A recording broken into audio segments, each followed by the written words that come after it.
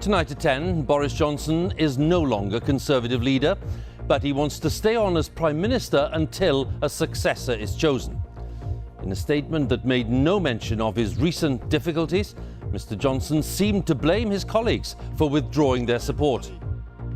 As we've seen at Westminster, the herd instinct is powerful. When the herd moves, it moves. And my friends, in politics, no one is remotely indispensable. Watched by his family and his most loyal supporters, Mr. Johnson expressed regret that his premiership will be ending much earlier than he'd hoped. I want you to know how sad I am to be giving up the best job in the world. But them's the breaks. In recent days, no fewer than 58 Conservative MPs had left the government from senior to junior levels, raising doubts about the government's ability to function. Now, live at Westminster tonight, they were taking in the news. Labour said Mr. Johnson's intention to stay on as Prime Minister over the summer was not acceptable. It's obvious he's unfit to be Prime Minister. That's been blindingly obvious for a very, very long time. And if they don't get rid of him, then Labour will step up in the national interest and bring a vote of no confidence.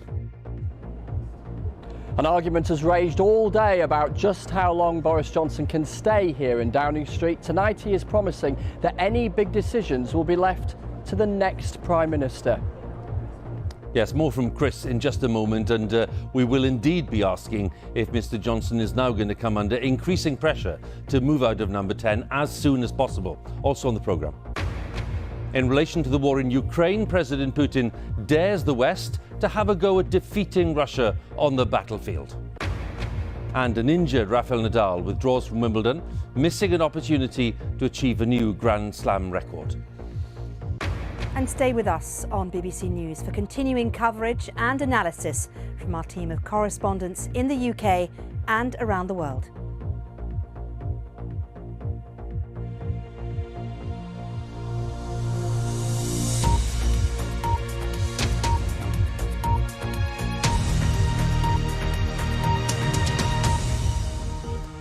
Welcome to BBC News at 10. Boris Johnson is no longer leader of the Conservative Party, but he's still Prime Minister and he intends to stay in charge until a successor is chosen.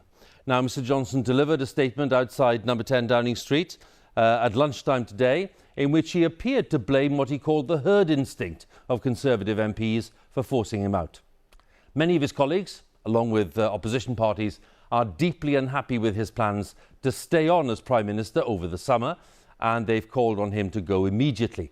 But Mr. Johnson has now gone ahead and he has filled vacant posts in his cabinet, appointing 6 new members. And there they are, from left to right. We start with Greg Clark, who's come back into the cabinet. He's now the Levelling Up Secretary, and then a big pal of Boris Johnson's, James Cleverly, going to education. Robert Buckland has become the new Welsh Secretary. Shailesh Vara there is going to the Northern Ireland office.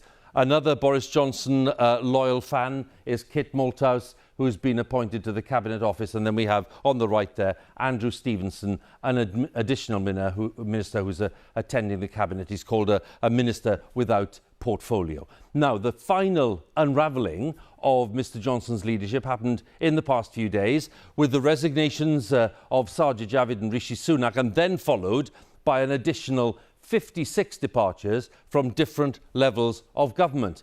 And tonight we'll be asking, how realistic is it for the Prime Minister to stay on for another 3 months or so? And we'll be looking at the likely candidates to succeed him.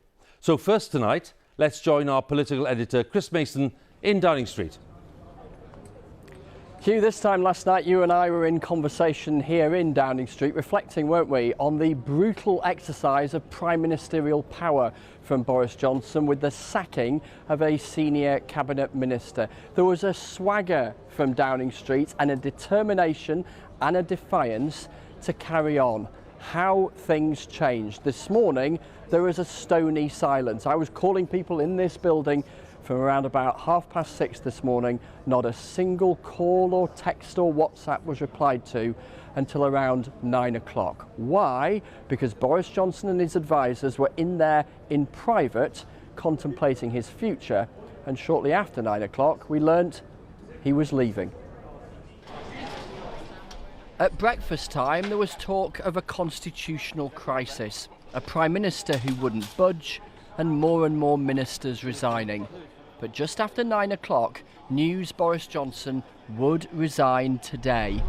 This, the most powerful street in the country, suddenly packed. Those arriving for work here capturing the moment too. At lunchtime, a lectern. Those normally inside, outside. An audience awaits. And then a moment at once personal, political and constitutional. Hi, everybody.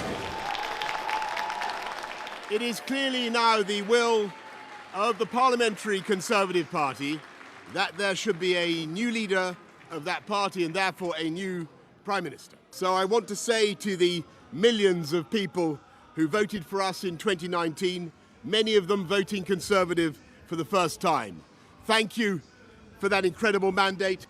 And the reason I have fought so hard in the last few days to continue to deliver that mandate in person was not just because I wanted to do so, but because I felt it was my job, my duty, my obligation to you to continue to do what we promised in 2019. He fought hard and lost, his cabinet and his party abandoning him, but listen still to his defiance. In the last few days, I've tried to persuade my colleagues that it would be eccentric to change governments when we're delivering so much. This was Boris Johnson forced to articulate that his imagined future here was being crushed. The boy who dreamed of being world king, ejected. As we've seen at Westminster, the herd instinct is powerful. When the herd moves, it moves. And my friends, in politics, no one is remotely indispensable. I know that there will be many people who are relieved, and perhaps quite a few who will also be disappointed. And I want you to know how sad I am to be giving up the best job in the world. But them's the breaks. That's life, Mr. Johnson acknowledging. A painful personal moment, a splash of history unfolding too. Being Prime Minister is an education in itself. I've travelled to every part of the United Kingdom, and in addition to the beauty of our natural world, I've found so many people possessed of such boundless British originality and so willing to tackle old problems in new ways that I know that even if things can sometimes seem dark now, our future together is golden. Thank you all very much. Thank you. What a moment. A man who won a big majority at a general election just 2.5 years ago is going, humiliated by his party. The Boris Johnson era will soon be over. Liar! Few are indifferent to Boris Johnson, a primary colours Prime Minister, provoking colourful reactions to the near end. A great man brought down. A great man brought down. That's all I can say at the moment. Thank you. The country will rue this day. They'll regret it like they did with Thatcher. Exactly. Yes, this will be a mistake. But plenty of others within the Conservative Party and beyond think Boris Johnson should be standing down as Prime Minister pretty much immediately, and not just as Conservative leader. The former Prime Minister Sir John Major is among them. In a letter he wrote, the proposal for the Prime Minister to remain in office is unwise and maybe unsustainable. For the overall well-being of the country, Mr Johnson should not remain in Downing Street for any longer than necessary to effect the smooth transition of government. Sir John suggested that the Deputy Prime Minister could take over for a bit, or a caretaker Prime Minister could be drafted in. Would Theresa May fancy it? Look, from everything I hear, and I haven't obviously heard recently, I don't think there's going to be a caretaker Prime Minister in the sense of somebody else coming in to that role. And what does an opposition party leader do on a day like this? Well, one option is to smile and go and watch some tennis at Wimbledon, having said this about Boris Johnson. He needs to go completely. None of this nonsense about clinging on for a few months. He's inflicted lies, fraud and chaos in the country. And, you know, We're stuck with a government which isn't functioning. There will be an overwhelming and very widespread sense of relief today that Boris Johnson's time as Prime Minister, which should probably never have been allowed to happen in the first place, is coming to an end. The problem is the Conservative Party, Conservative MPs have stood by him for so long. They propped him up. They enabled him to fail to lead our country properly. And my heart goes out to the millions of families and pensioners who've not been helped properly because his government's been so incompetent. Attention now turns to those who aspire to come next in Downing Street, a fourth Prime Minister in a little over 6 years. Are you going to make a bid for the leadership, sir? There's the former Chancellor. The Foreign Secretary Liz Truss is likely to be in the picture. Good morning. And perhaps the former Cabinet Minister Jeremy Hunt too, among others. A beauty pageant to lead the country is only just beginning. And after the intrigue and anguish, plotting and resignations, a leader departs soonish. Chris's account of the day's events there. Let's join him back in Downing Street. Can we talk, Chris, about the manner of Boris Johnson's departure when it happened, and then, of course, this row about whether he should be staying on as Prime Minister for a few more months?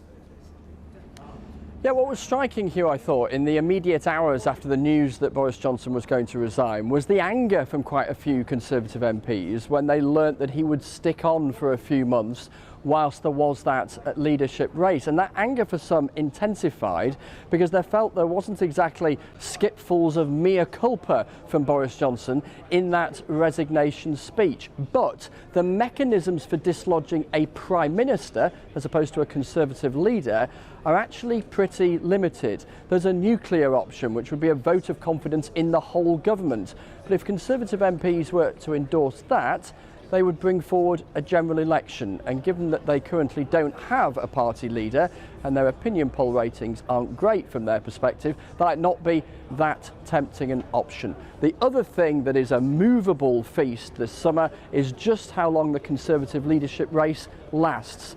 The predictions on that range from about 3 months to 3 weeks.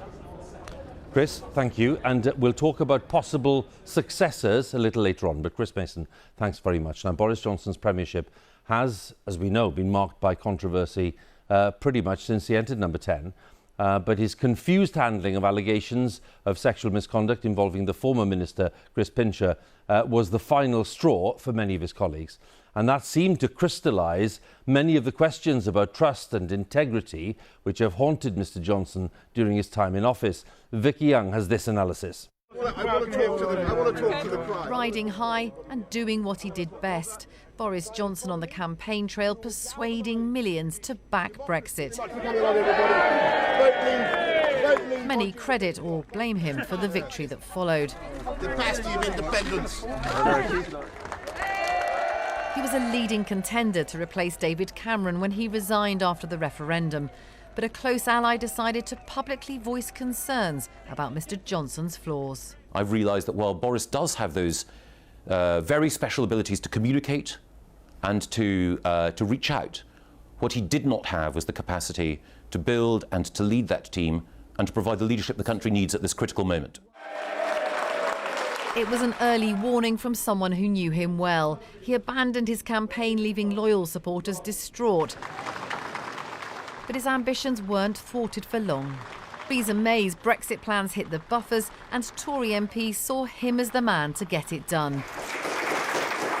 He entered Downing Street with a team willing to ignore the usual conventions of politics. At the time, many MPs were determined to stop the UK leaving the EU without a deal. Mr Johnson asked the Queen to suspend Parliament, a move deemed unlawful in the Supreme Court, and kicked more than 20 Tory MPs out of the party. David Gauke was one of them. He was prepared to adopt tactics that other prime ministers would not have adopted, prepared to use language that other prime ministers would not have been prepared to adopt. Basically because he felt that the rules didn't apply to him. And the problem is that the approach that he took over Brexit is also the approach that he has taken over other matters, personal as well as policy. To break the deadlock, an election was called, and the Conservatives won their biggest majority in more than 30 years. For his new government, though, everything was put on hold when it was hit by the worst health crisis in modern times. From this evening, I must give the British people a very simple instruction. You must stay at home. The Prime Minister himself became seriously ill with COVID. I still have a temperature. He was admitted to intensive care and spent 3 days in hospital. A key ally throughout this time was Dominic Cummings. His unconventional style aggravated many. Sorry I'm late. And within a year of the election victory, he'd resigned after a bitter power struggle, clashing with Tory MPs and the Prime Minister's wife. He soon went on the attack, becoming Mr Johnson's fiercest and most damaging critic. He doesn't have a plan, he doesn't know how to be Prime Minister, and we'd only got him in there because we had to solve a certain problem, not because we thought that he was the right person to be running the country. Mr Johnson was criticised by his ethics advisor over the complicated funding of a lavish flat refurbishment. He infuriated colleagues by trying to water down rules on standards in public life to help a colleague, only to U-turn later. What have you done to this place?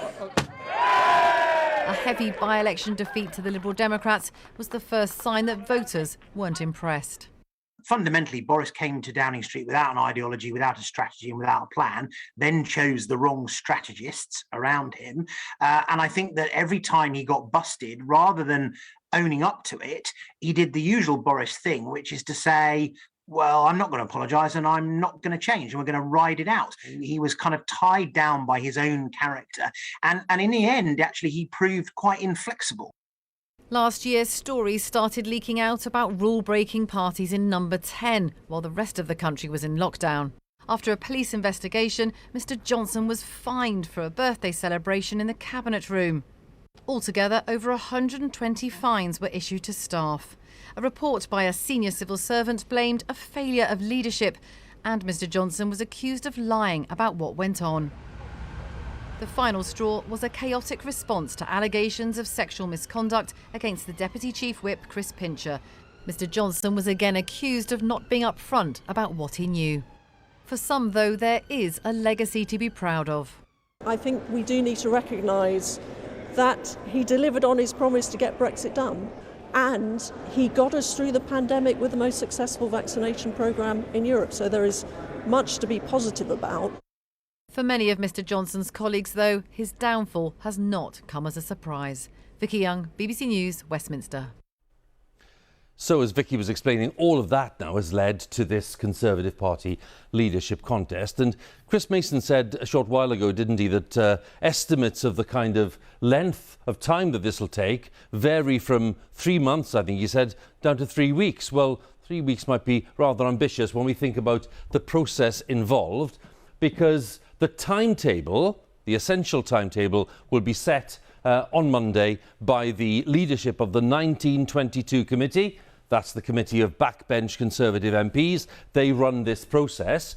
And then once that's been set, the rules state, and the rules of course can change, but the rules state that 8 MPs at least need to nominate. They need to support one candidate. You'll need 8 MPs to be behind you to get onto the ballot paper. Then a series of votes among the MPs will take place, whittling them all down to candidates on a final piece of paper with just 2 names on it. And then those 2 names will go forward to the party members, all of the Conservative Party members, around 200,000 of them, who will then choose the new leader. Now, given the numbers involved and what the process involved, well, you can imagine that 3 weeks would be an incredibly difficult thing to achieve if all of those stages are to be gone through. And indeed, we already have people being talked about as potential candidates, quite a few of them already being talked about today,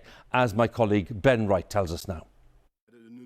At Cabinet on Tuesday, Boris Johnson was circled by possible successors. Some have been campaigning quietly for months, eyeing up the top job, waiting for the gun to be fired. You could be hearing a lot from these names over the summer. The next Prime Minister will be picked by the Tory party, and it's likely to be a crowded field with no obvious front runner. So who might enter the race?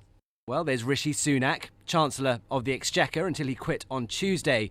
He is believed to be putting a leadership team together, but some Tory MPs are cross he didn't cut taxes. Sajid Javid has stood for leader before and was the first cabinet minister to resign this week. The Foreign Secretary Liz Truss has never hidden her intentions. She voted Remain in 2016 but has been a fierce defender of Brexit ever since. The grassroots seem to like her. Penny Mordaunt is a Royal Navy reservist and Defence Secretary under Theresa May, now widely thought to be gunning for the top job. And there's Nadhim Zahawi, appointed Chancellor this week and ambitious, as they all are. The government's top legal officer, Suella Braverman, has already put her hat in the ring and was gently teased about it by Labour. And can I say, what an honour it is to be at this dispatch box facing the next Prime Minister as she waits her call from the palace. General. I know the Right Honourable really loves to degrade these question sessions to petty politics. I'm not going to lower myself to her standards. The list goes on. There's a lot of chat about Ben Wallace, the Defence Secretary, and Grant Shapps, the Transport Secretary, is also seriously considering a run for leader. Then there are the dark horses. Backbencher Tom Tugendhat launches his leadership bid in tomorrow's Daily Telegraph. How are you? And there are more.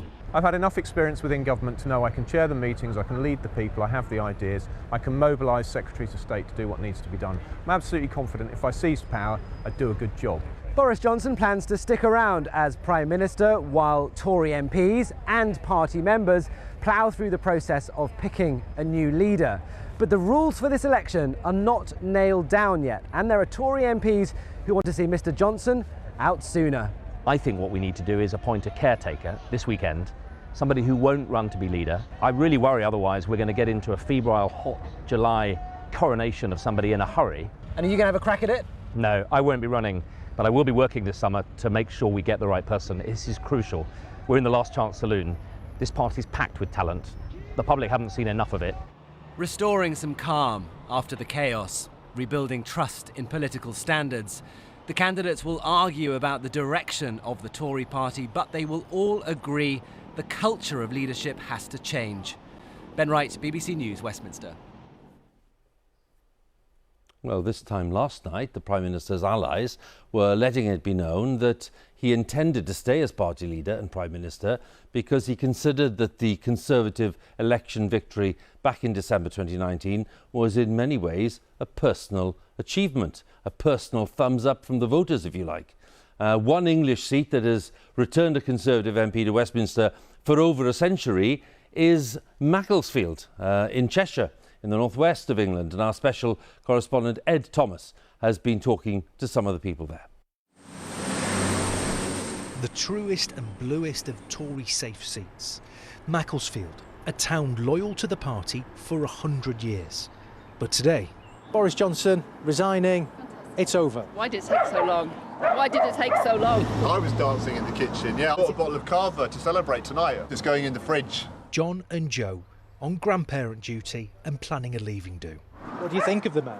Narcissistic, psychopathic, selfish, boorish. If Boris Johnson was here now, in Cheshire, what would you say to him? You've been an embarrassment for many years and your incompetence has caught up with you. Millions and millions of people voted for the Conservatives and Boris Johnson in 2019. They wanted him. They voted on a promise of something that was not going to materialise. Boris Johnson, he's going. What's the reaction? Terrible. Terrible. Tough to hear for some loyalists like Anne and Julie. I think it's a shame that he's left. And I don't think it's that sensible. You're part of these 14 million who've said, I want Boris Johnson. The 14 million should get together and descend on London. Listening in is Edward, 78, a paid-up member of the Conservatives, and furious. Block the town up and tell them, we voted for him, we want him kept. Sounds a bit Donald Trump-esque. No, it's not. The only one I would vote for in the Tory party was Boris. Despite all the apologies, despite the misleading of Parliament, despite the parties, despite everything, you want him to stay? Yeah, I do. That's the only reason I voted for him, because of the character of him. But listen to the relief of best friends Anne and Anne. Boris Johnson's gone. Buffoon. liar. Get out. Each time there's been something that he's done and he's survived, and you start to lose faith in the whole system. Yes, because Piglet, they call him, and that is so apt, isn't it? Piglet. You couldn't go on any longer? No, I couldn't. Being a Conservative member? No, I couldn't stomach it, Ed. I'd had enough. Former Conservative councillor Andrew Gregory, so disillusioned in Boris Johnson, he quit. I will not be rejoining the party. I'm so disappointed with the things that I've seen happen. Millions of people put their faith in Boris Johnson. Indeed. In working class communities. Yeah. They wanted levelling up. Yeah, I wonder whether if the vote came again, they'd have that same certainty and satisfaction in that individual. The new chapter will soon begin, but will old divisions remain? Thomas, BBC News, Macclesfield. Well, now, the change that will happen in Downing Street has profound implications for all parts of the UK, of course, and Mr Johnson's resignation comes at a very challenging time in Northern Ireland, especially with controversial legislation going through Westminster designed to override parts of the post-Brexit trading arrangements. With me in the studio, our Ireland correspondent Emma Vardy. So, this change, and of course, we don't know who's going to succeed Mr Johnson, but the change in itself and the kind of uncertainty that creates, what impact does that have on politics and arrangements in Northern Ireland? Well, look, none of the political parties in Northern Ireland were fans of Boris Johnson. They'd all been critical of him. But it creates particularly more uncertainty here because Northern Ireland is in the middle of a political crisis of its own. It hasn't had a fully functioning government since February, and getting one back is hanging on resolving problems with the Brexit arrangements. The Northern Ireland Protocol, which has created a new trade border in the Irish Sea. Now, the DUP said it won't go back into Stormont unless that is removed. And the party saw Boris Johnson as their best chance for pushing through controversial legislation to override parts of those Brexit agreements. So with Boris Johnson gone now, that all feels much more in doubt. They saw him as the person who would push through that legislation, despite there being critics who say, look, this goes against international law. So it adds uncertainty in Northern Ireland. The question for a new Prime Minister will be, do they continue in that vein, or do they take a more conciliatory tack with the EU? OK, Emma, many thanks again for that. Emma Vardy, our Ireland correspondent there. Now, that's the view in Northern Ireland. There's a sharp focus too in the devolved governments in Scotland and Wales. And in a moment, we'll be hearing from Howell Griffith in Cardiff. But first, let's join James Shaw in Glasgow. Well, relief is a word that a lot of people across the political spectrum have been using in Scotland today. Relief that Boris Johnson is going. And that was echoed by Nicola Sturgeon, the First Minister. She said she thought that would be widespread, but not according to the Scottish Secretary, Alistair Jack, Boris Johnson's man in Scotland, who has stuck with him really right to the end. There is one outstanding question. What happens to Nicola Sturgeon's idea of an independence referendum next October? In theory, a new Prime Minister might take a different view from Boris Johnson, who rejected it, but in reality it is very hard to see any Conservative Prime Minister of the United Kingdom saying yes to a referendum anytime soon. Support for Boris Johnson in Wales evaporated remarkably quickly. Late last night, the usually loyal Welsh Secretary Simon Hart resigned. His replacement, Robert Buckland, only took the job, we're told, because Boris Johnson was going to quit. When exactly he'll leave is still an open question. The leader of the Welsh Conservatives in the Senedd here says he'd be happy for Boris Johnson to stay over the summer, pointing to his legacy. It's worth noting how well the Welsh Conservatives did under Boris Johnson in 2019, grabbing a fistful of Labour seats. So the challenge for the next leader is, how do they persuade those first-time Welsh Tory voters to stay with them in constituencies like Wrexham, Delyn and Bridgend? The other challenge is resetting the relationship with the Welsh Government, a Labour administration. So of course they're rivals, but things have been very fractious of late, not least with politicians here in Cardiff Bay claiming the UK Government has been grabbing back power and deliberately disrespecting the devolution settlement. That was Howell Griffith there in Cardiff Bay, and then we had James Shaw before that in Glasgow. Now, one of the most important issues facing the new Prime Minister, whenever he or she takes office, will be the crisis around the cost of living, and it's a growing crisis. Today, the independent forecaster, the Office for Budget Responsibility, warned that debt in the UK is on an unsustainable path unless spending is tightened and taxes are raised. Now, our economics editor, Faisal Islam, is with me here to explain a little more. Faisal. Yes, the government's own forecasters have a central message. There's not enough money to fund services for an ageing society over the next 50 years, leading to massive government debts unless something is done. This is down to several things: a slower growing economy, a declining workforce and population. At the same time, spending is set to shoot up on the NHS, social care and pensions as society ages. For example, now we spend less than a fifth of the value of the whole economy on a combination of health, social care and spending. That's in the yellow, black and red boxes. But over 50 years, that's rising closer to a third. That's hundreds of billions of pounds. And if we have fewer workers and therefore less tax coming in as predicted, that means a borrowing time bomb. So here's one stark example of why there'll be less tax coming in. Fuel and excise duty as one example. The government would expect to get a huge amount here, about £30 billion a year, the blue line there. But because of the phasing out of petrol engines in favour of electric cars, that revenue is heading to, well, zero. Will it be replaced? Can it be replaced? And yet right now, in the argument over who becomes Prime Minister, the pressure is to offer immediate tax cuts or not to go through with planned tax rises. How much of all this will be tackled by the candidates hoping to be the next Prime Minister? Let's see. Back to you, Hugh.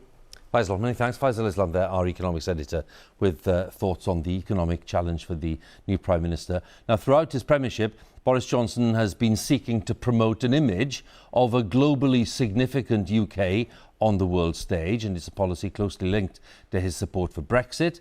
And the most obvious example of a global role so far has been in Ukraine, arguably. Now, our diplomatic correspondent, Caroline Hawley, looks at Mr Johnson's reputation beyond the shores of the United Kingdom.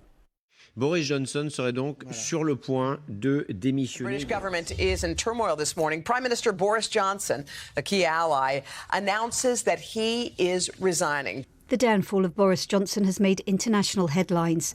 The Prime Minister, who as a child wanted to be king of the world, who took the UK out of the EU and promoted the country as global Britain. It is time to change the record, to recover our natural and historic role as an enterprising, outward-looking and truly global Britain, generous in temper and engaged with the world.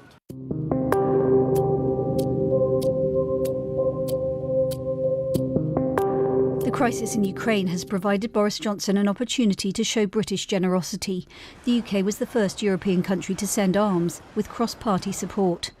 But as support for his leadership at home drained away, Ukraine appeared for him a welcome distraction. In President Zelensky, he found a grateful ally, who today expressed sadness. Thank you, Boris Johnson, for understanding the threat of the Russian monster and always being at the forefront of supporting Ukraine. Moscow, by contrast, gloated, with one official saying he'd been hit by his own boomerang.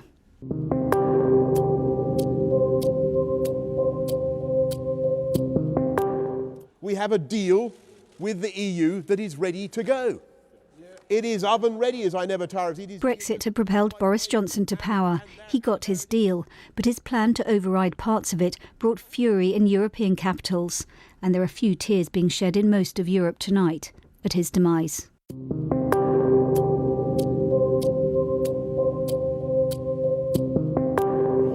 Great progress, so it's an honour to have you here. We're going to be discussing trade. We can quadruple our trade with UK. Boris Johnson has drawn comparisons with Donald Trump, both populist, controversial leaders. Despite the smiles, relations with Joe Biden are cooler, with no trade deal in sight, and concerns in Washington over Northern Ireland. I think he's seen as a big and charismatic personality, but I'm afraid one that could not be trusted to stick to deals. His word was not his bond. We are now a country which unilaterally rips up international agreements. I think we're diminished on the international stage and there's ground to be made up. Boris Johnson relished the world stage. He's reordered British foreign policy, but there are, to put it mildly, decidedly mixed views of his overall performance and of the legacy he'll leave. Caroline Hawley, BBC News. Well, let's talk a little more about the latest on the conflict in Ukraine, because earlier tonight, speaking about the conflict, President Putin dared the West to take on Russian forces on the battlefield. Let's join our correspondent Joe Inwood, who's in the Ukrainian capital, Kyiv. And Joe, is it fair to say that this contribution by President Putin was quite a belligerent one? Yes, it certainly was. This was a hawkish speech delivered to a very well-receiving audience in the form of the Duma, and he basically was issuing a challenge to the West. He said, if you think you can take Russia on the battlefield, well, bring it on. He also suggested that the West was happy to fight to the very last Ukrainian, something he said was a tragedy for this country. I think the most striking thing, though, was the suggestion by Vladimir Putin that what he calls his special military operation had not even begun in earnest. Now, that will come as something of a surprise to people here in Ukraine, where 20% of the territory is already occupied. Now, indeed, this speech has been dismissed by a presidential advisor here who said it was for an internal audience only. Joe, many thanks for the latest there in Kyiv. That's our correspondent, Joe Inwood. Well, let's change direction completely and talk about the tennis. The two-time men's champion Rafael Nadal has pulled out of Wimbledon. The second seed was on course for a record 23 Grand Slam title, 23rd Grand Slam title, and he's been forced to withdraw because of an injury. Our sports correspondent Joe Wilson rounds up the day's news from there. He came to Wimbledon to practice, to try, but a glimpse of Rafael Nadal's torso, however sculpted, reveals the problem. Do you see the tape on there? An abdominal tear obviously hampered him during his quarter-final. He'd considered retiring during that match, but 24 hours later, he'd run out of options. It's obvious that if I keep going, the injury gonna be worse and worse, and that's the thing that I can say now, and feel very sad to say that. Nadal first won Wimbledon in 2008, then again in 2010. His 2 Grand Slam titles this year took his total to 22. But the most successful men's player ever has to manage his career, and thus reluctantly withdraws. There are immediate consequences here. Nick Kyrgios, with no semi-final opponent, is through to his first Grand Slam final. Cameron Norrie looked fit and well on the practice courts, preparing for the biggest match of his life, the semi-final that remains, against Novak Djokovic, who's perfectly familiar with these occasions. And remember, he's chasing Nadal's all-time record of Grand Slam titles. 2 players are left in the women's singles. Ons Jabeur of Tunisia beat her friend Tatiana Maria of Germany in their semi-final. Jabeur is the first African woman to reach the Wimbledon final in the Open era. In the final, she'll play Elena Rybakina of Kazakhstan, who overpowered Simona Halep. One trophy has already been lifted. Britain's Neil Skupski with American Desiree Kravchuk won the mixed doubles, defending their title. Wimbledon loves to see champions come back. Thank you very much for everything. Rafa Nadal will be 37 next summer. Does he, do we, dare look that far ahead? Joe Wilson, BBC News, Wimbledon. Let's talk then about football. In Northern Ireland, the lowest ranked team to qualify for the Women's Euro finals got off to a difficult start tonight against the former European champions Norway. Northern Ireland were beaten 4-1 and they're playing in Southampton. Jane Dougal has this report. A first major tournament. Some have known nothing else.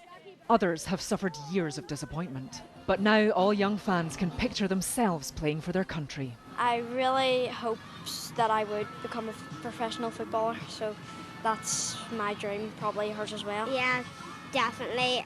I said to my granddaughter there, Molly, if they qualified last year, I would take her to the Euros. They're showing what our wee country is capable of. What's incredible is that the Northern Ireland players are not professional. They all have day jobs. The squad is made up of NHS staff, teachers and shop workers who now all have the hopes of a nation resting on their shoulders. Walking out to make history, the debutants under the watchful eye of their seasoned manager. Could the sisters in arms complete the fairy tale? After 9 minutes, it seemed unlikely. Norway looking organised. A second swiftly followed and Northern Ireland were defending for their lives. Brilliant block! But an arm in the box led to a penalty, decisively struck. The second half saw a sharper Northern Ireland. From a corner, the veteran Julie Nelson got her head on the ball. And Northern Ireland have scored! Sending the crowd into raptures. The euphoria didn't last long. A beautifully placed free kick brought them back down to earth. A predictable loss perhaps, but this night won't be remembered for the scoreline. Instead, the fans will hold on to the memory of a first international tournament goal for Northern Ireland women. Jane Dougal, BBC News, Southampton. Well, now, before we go, let's return to Westminster. It's 20 to 11, a bit later than planned because, of course, we've been reporting on all today's developments. So after that resignation announcement by Boris Johnson today, let's rejoin our political editor, Chris Mason. I said earlier, Chris, we talk about possible successors. How can you help us with that? Well, Boris Johnson climbed high, didn't he, Hugh, and fell fast. A convention-smashing, rule-bending, first-name recognition Prime Minister. And the party now looks for a successor, and in all likelihood will look for a successor of very different character. But beyond that, there is then likely to be an intense discussion within the Conservative Party about what being a Conservative in 2022 actually feels like. That discussion is already underway. The leadership campaigns are already up and running. I was talking to a cabinet minister at lunchtime, midway through the chat. Their phone was ringing and one of the likely candidates was ringing them. So we'll see that step up in the coming days. The question then is how long it takes. Is it something that MPs here at Westminster can decide amongst themselves, or does it go out to the wider Conservative Party membership? A tiny sliver of the population at large, 100,000 or so people, deciding on behalf of the rest of us who our next Prime Minister will be. Chris, many thanks again. Chris there with the final word at Downing Street tonight, our political editor. So, with the time just about creeping up to 11:15, let's have a look at the weather. And Louise is here. Hi, Louise. Hi there, Hugh. Started off a bit ropey this morning. A lot of cloud around, wasn't there? But look at this. Once that sunshine comes through, it's certainly got some strength in it now at this time of year. So we saw highs this afternoon, can you believe it, of 27 Celsius. That's 80 Fahrenheit in Kew. The best of the weather certainly out to the east. The best of the sunshine in terms of volume. Nearly 14 hours of sunshine in Edinburgh at this afternoon. But not all of Scotland saw some sunshine. There was quite a lot of cloud around as well. As you can see here from this satellite picture from earlier on, the cloud thick enough at the moment to produce a little bit of drizzle as well to the far north and west of the Great Glen. It's this frontal system here that's toppling across the high pressure. The high pressure still really in the driving seat, still keeping things pretty quiet over the next few days. But yes, we've got some cloud over the next few hours, and yes, we've got that drizzle. Elsewhere, a little bit of cloud across northwest England and Northern Ireland, but a mild start. Temperatures widely starting off at around mid-teens first thing on Friday morning. So mild and warm and dry and sunny. That's going to be the theme as we move in towards the weekend. Yes, still this nuisance frontal system producing that little patchy drizzle here and there. But elsewhere, with the best of the sunshine, we've got the warmth as well. We're looking at highs of 21, 22 degrees in eastern Scotland. Highs of 28 degrees. That's 82 Fahrenheit perhaps out to the east. And so that means we might have to keep an eye on the UV levels. Certainly worth bearing in mind if you're going to be out and about for any length of time. We've not had to think about that for quite some time, have we? But as we move into the weekend, you'll certainly need to continue to think about it. The high stays with us. The frontal systems move a little bit further north, so even areas that have stayed pretty cloudy and grey so far this week will actually improve into the weekend, and it's going to get warmer still. Temperatures potentially peaking at 30 degrees. What do you think, Hugh? Factor 50 out, I reckon, Louise. Thank you very much. Always for me anyway. Thanks a lot. Thanks to Louise there with the weather. And Newsnight, it's already started some time ago on BBC Two. And here on BBC One, we'll be joining our news teams in the nations and regions in just a second. But we'll leave you tonight with some key words and images from the past 2.5 years of Boris Johnson's rather turbulent time as Prime Minister. Have a good night. We're going to come out of the EU, no ifs or buts. Wonderful to see this new team assembled here. Rishi. be a fantastic Prime Minister, I can tell you. The decision to advise Her Majesty to prorogue Parliament was unlawful. You must stay at home. I've developed mild symptoms of the coronavirus. The NHS has saved my life, no question.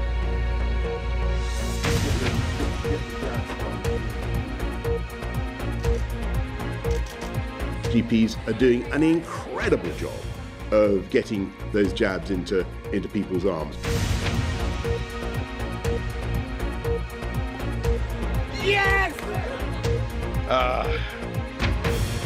Today I went, as we all must, to Peppa Pig World.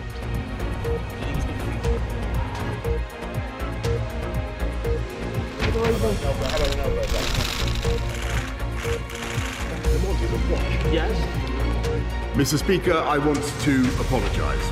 I've received a fixed penalty notice from the Metropolitan Police.